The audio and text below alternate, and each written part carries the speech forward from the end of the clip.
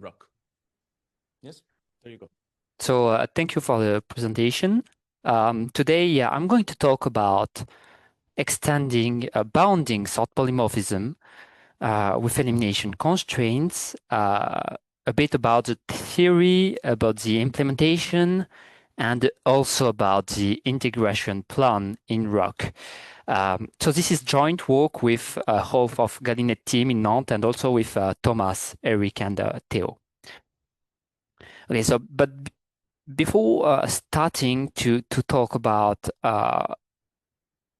the elimination constraints, I'm just going to say a bit about the kind of books of the art of writing maintainable code. I don't mean this book in particular, but the books of this subject, because it's something, for instance, I've completely forgotten about, but I've read some kinds of book like that some years ago, and I'm also sure that Rocq's developers team also forgot to read this kind of book. But this is not a talk about Rocq's source code. So yeah, I'm not, even though I think a lot of things could be said about this. This is, yeah, I'm presenting this to you because this book has one guiding principle that is basically saying, don't repeat yourself. So this is something that's pretty instinctual when you program things, because, I mean, whose programmer instinct doesn't say, hey, you should factorize this code that's being called multiple times in multiple places, right? But still, this is, yeah, even though it's not always possible, sometimes it's a user's fault and sometimes it's the system fault. And today we are going to talk about duplication, but this time it's the system fault. And so what do I mean about it's the system fault?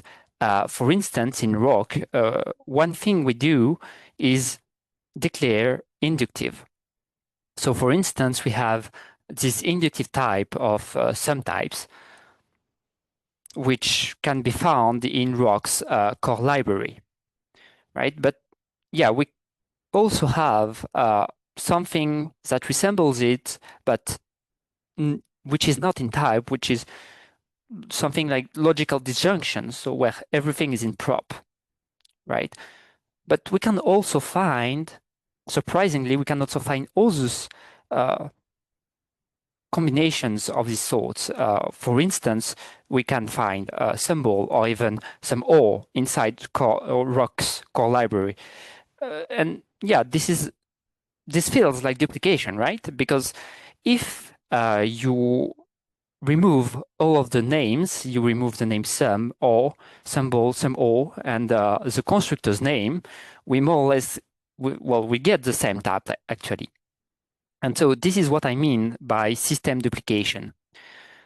So these kinds of inductives or this kind of duplication has already been solved like last year or so, because yeah, we can now write a most general inductive sum type, which is quite a scary term actually, because there are a lot of annotations and stuff which I'm just going to explain, because yeah, this is not something you see every day in Rocq. But here, what I've put is, yeah, we have universe levels, which stems from universe level polymorphism, which is in Rocq since 2014, quite a long time ago.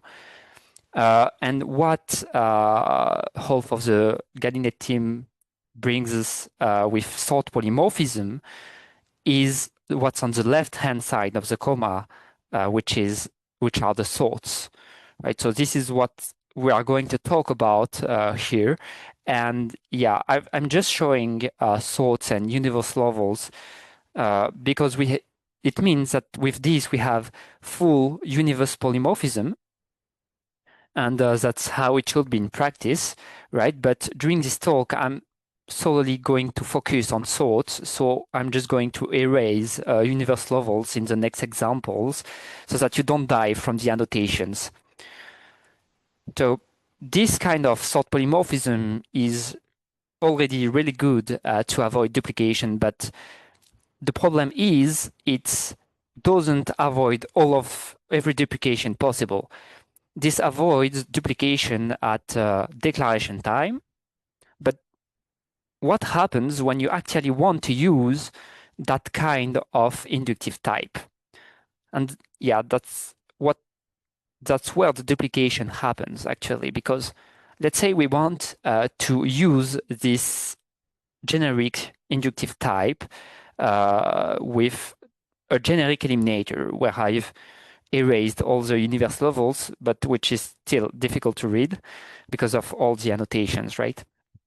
And with this generic eliminator, basically what we want to do is to have some type which lives in the sort S here, and to return something which lives in the sort S prime. And so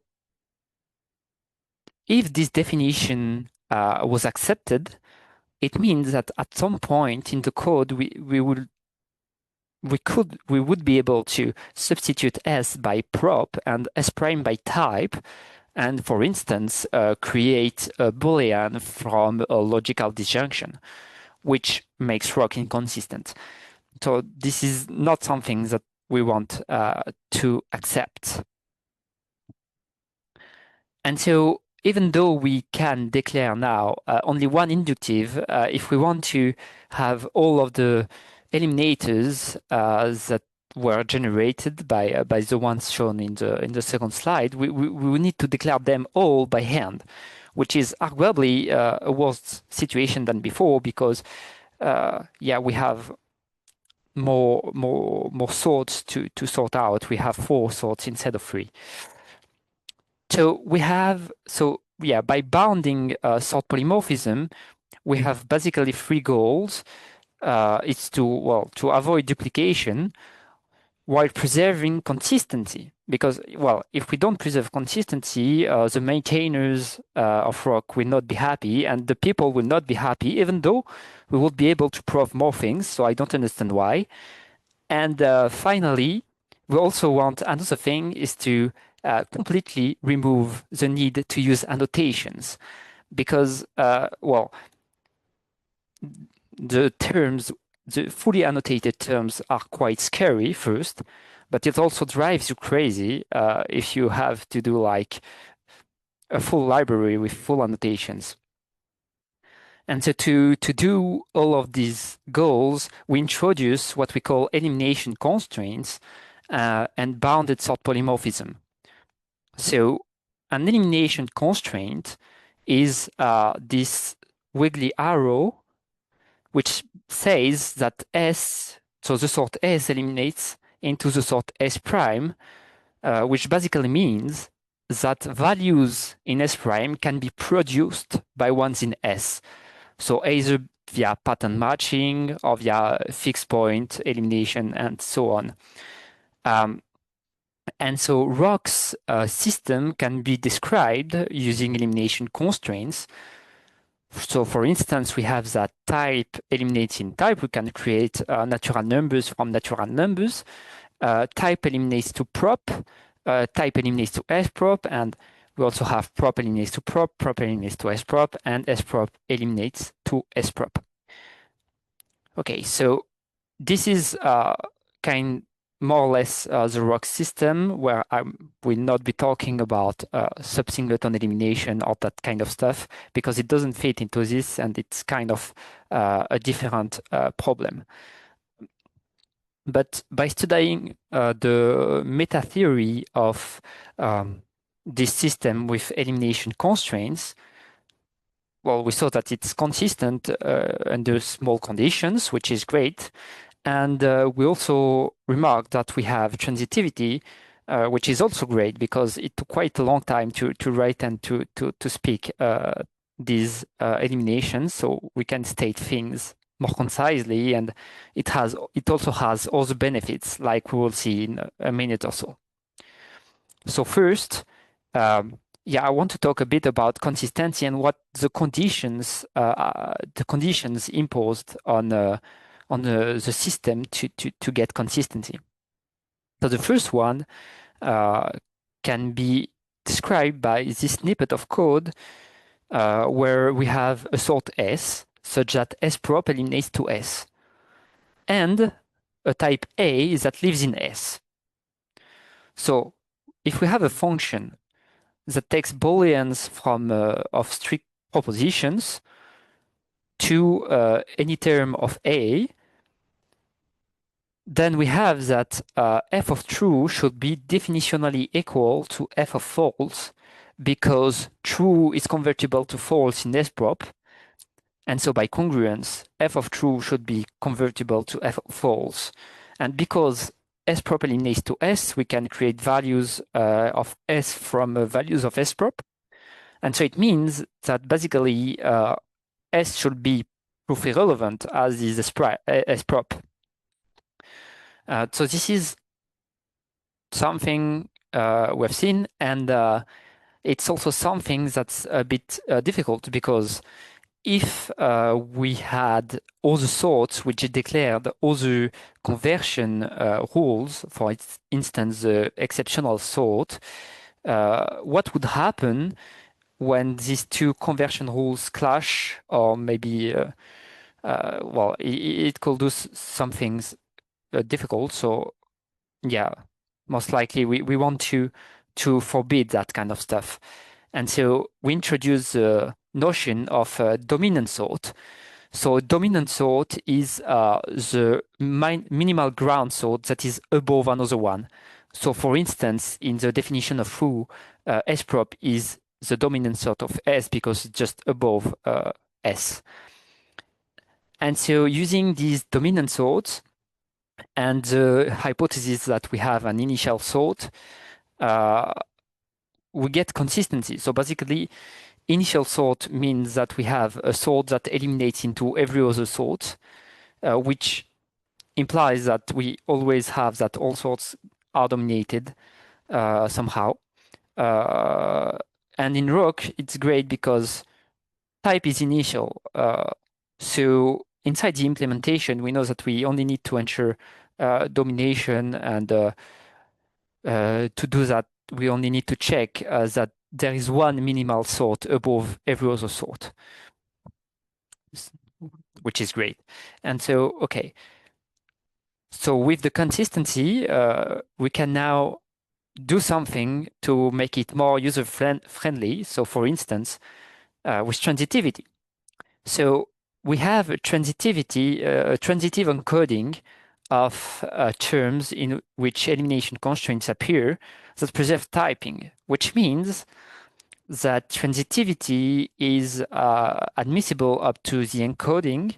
And so we can hardwire transitivity into the system, which is great to have a more concise declaration of the stuff, and also to catch more inconsistent stuff, like for instance, so for instance, the stuff with dominant sort, which can be quite complicated, or inadvertently introduce a constraint prop eliminates to type in a huge development, which could be non-trivial. And yeah, using transitivity, we also have that Rocq system can be stated as type eliminates to prop and prop eliminates to S prop, or the reflexive closure of this, which is way smaller than what we had before.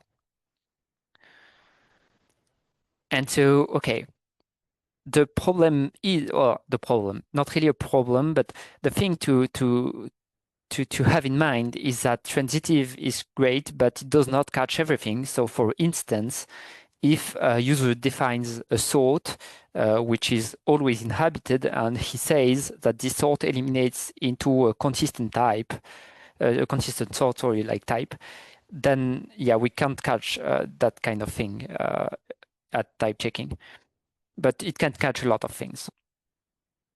And so now with these elimination constraints, we can write the generic eliminator, which is basically the same thing as what we had before, but we add this elimination constraint between S and S prime. And we can't have now that S is prop and S prime is type, we can't get this substitution anymore because prop does not eliminate into type.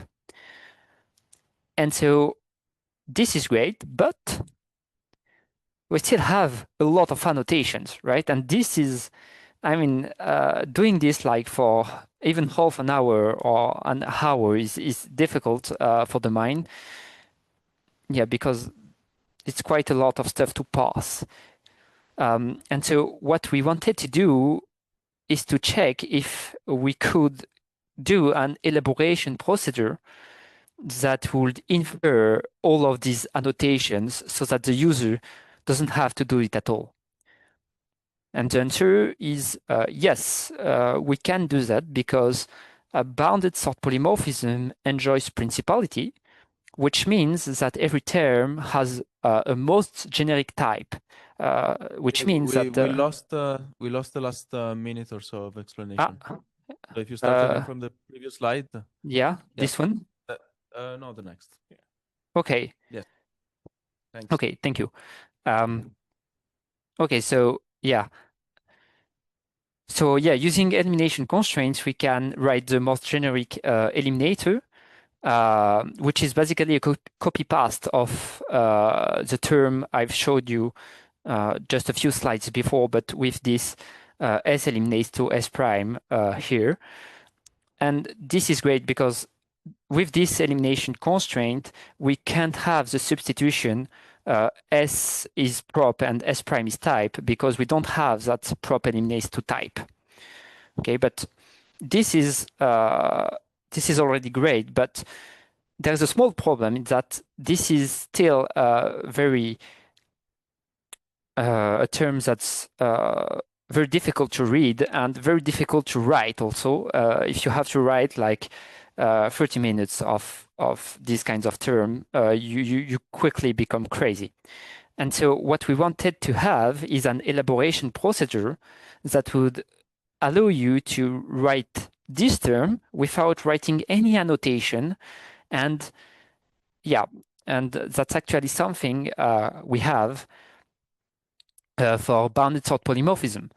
So like I said, yeah, bounded sort polymorphism enjoys principality, which means that there is, for every term, there is a most generic type, which means that every other type is an instance of the most generic type for the term. And we have an elaboration procedure that gives this principal type. And so it means that instead of writing the term with all of the annotations, we can simply write this term by setting the flag of universe polymorphism.